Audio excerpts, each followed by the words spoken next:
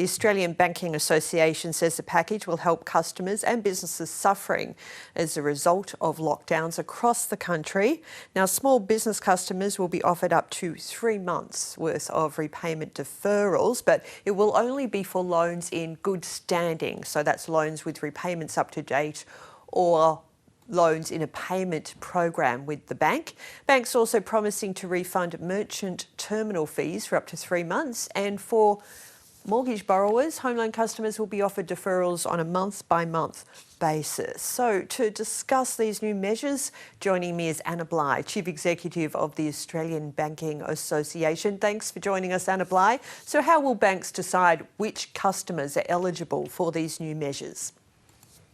Well, thank you. These measures have been designed in response to what we're seeing as a result of recent lockdowns, not just current lockdowns, but the much slower recovery from some of the more recent lockdowns, as well as the impacts on particularly tourism operators in those states that have closed borders during the current school holidays.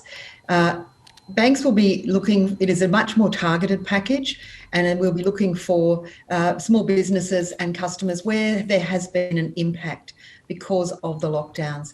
Now that impact will be demonstrated very clearly where small businesses have had a drop in revenue, where there's a significant reduction in cash flow.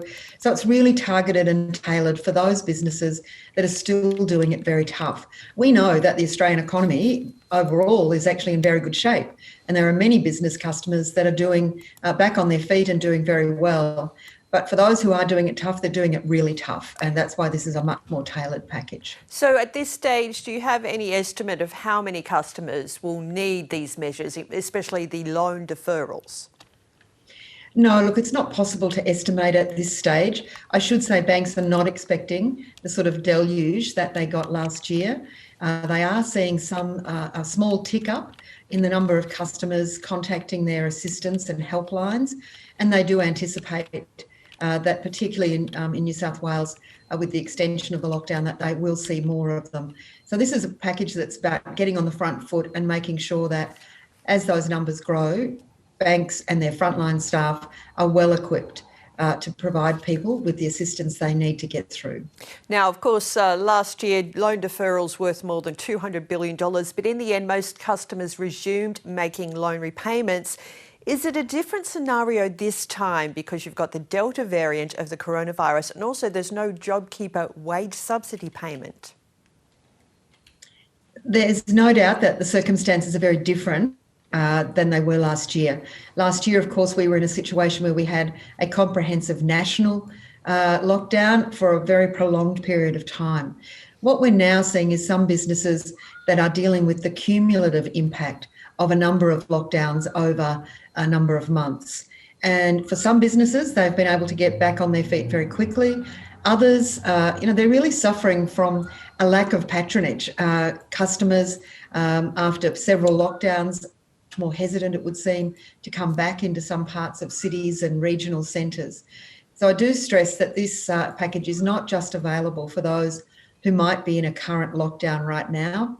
It's for those who are having a much slower recovery because of a recent lockdown, or because a lockdown in, for example, a major capital city has impacted them as a regional tourism centre. So we'll have to wait and see how it rolls out. But this is about, as I said, banks getting on the front foot, preparing all their frontline staff with, very clear details about what customers may be able to receive to get them through.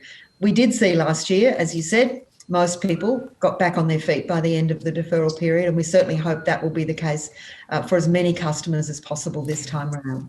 Could this be the end of the road for some customers? For example, will customers be able to defer their loans for a second time? The fact that customers might have deferred previously will not prohibit them from receiving further assistance if they need it. I think we do have to be honest and say that, for some customers, the next 6 months is going to be very pivotal. If we continue to see lockdowns and prolonged long recoveries, some who have been through that now 3 or 4 times are going to find it pretty hard to keep going. But what this package is designed to do, as far as reasonably possible, is to keep them on their feet until they start to see full return of customers and revenue and cash flow, and their staff get back to normal hours. And what's happened to customers who can't make their loan repayments even after the previous deferral? Have many defaulted on their loans or been forced to sell their homes or their businesses? We haven't seen that at this stage. We've certainly seen some customers voluntarily decide to sell their property, but there hasn't been any large, scale programs of any involuntary defaults or sales. Many customers who came off deferrals are still in different payment arrangements with their banks. So they may not be able to pay their full mortgage or their full business loan, but they have entered into an arrangement with the bank where they might be paying half, or they might have significantly extended the term of their loan so that they could reduce the payments. So banks have worked very hard to tailor solutions for particular customers. And the fact that a customer may be on one of those payment programs also doesn't prohibit them from accessing a further deferral where it is the right thing for them to do.